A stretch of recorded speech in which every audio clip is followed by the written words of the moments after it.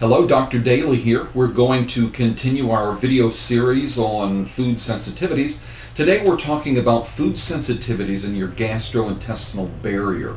One of the most important functions of your intestinal tract, especially the small intestines, is its selective barrier function.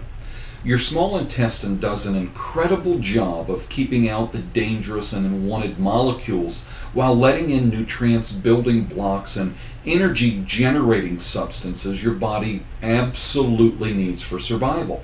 Your small intestine receives the food from your stomach, processes it further, and then selectively and carefully takes into your body only those nutrients your body needs. Once inside your body, these nutrients get transported to the tissues that need them.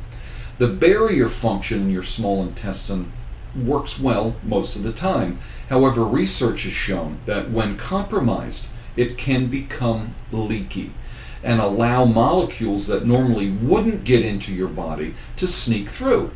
The molecules travel to your liver where they may be destroyed, but if they're not, they end up in your bloodstream and travel throughout your body. This is known as leaky gut. It's a term commonly used. It's also known as intestinal permeability. I've heard it called intestinal hyperpermeability. It's a condition which describes your small intestines or your intestinal wall is broken down and it's allowing larger than normal food particles to pass through. Leaky gut can be caused by intestinal inflammation from parasites, from microbial infections, as well as food allergy responses. Can all cause, literally, this leaky gut syndrome can cause multiple food allergies. Inflammation of the intestinal wall caused by allergic reactions to one food left untreated can facilitate allergic responses to other foods because the inflamed wall of the intestine allows the toxic molecules into the body that normally would be prevented from entering.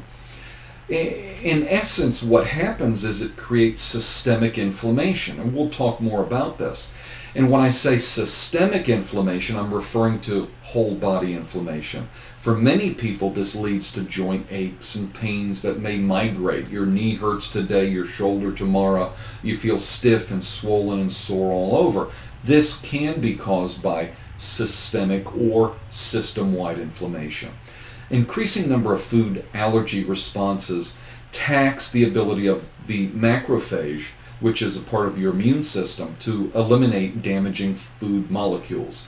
The immune system gets overwhelmed and the increasing number of toxic food molecules are allowed to enter into the body. Leaky gut can often prevent the absorption of nutrients which are vital to your health.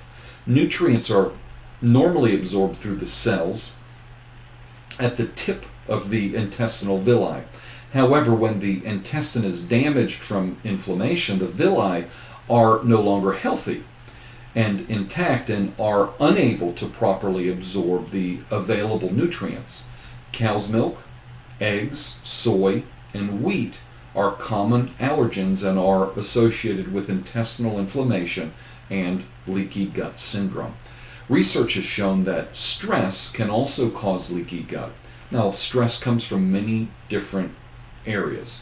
It can be emotional stress, it can be physiological stress, but also this may help explain a type of food allergy called exercise-induced food allergy, which occurs after an individual has eaten shortly after exercise, which is a form of physical stress. For most of you, this probably doesn't apply, but individuals with this condition should avoid eating for at least an hour after exercising. On our next video, we're going to talk about food sensitivities and systemic responses. So we're going to get a little deeper. Thanks so much for your time and attention. I hope that these segments are beneficial to you. I know that they're important for good health and for restoration of health. So it's so much information. I've chosen to break it down into small modules, if you will, so that you can take it in a little bit at a time.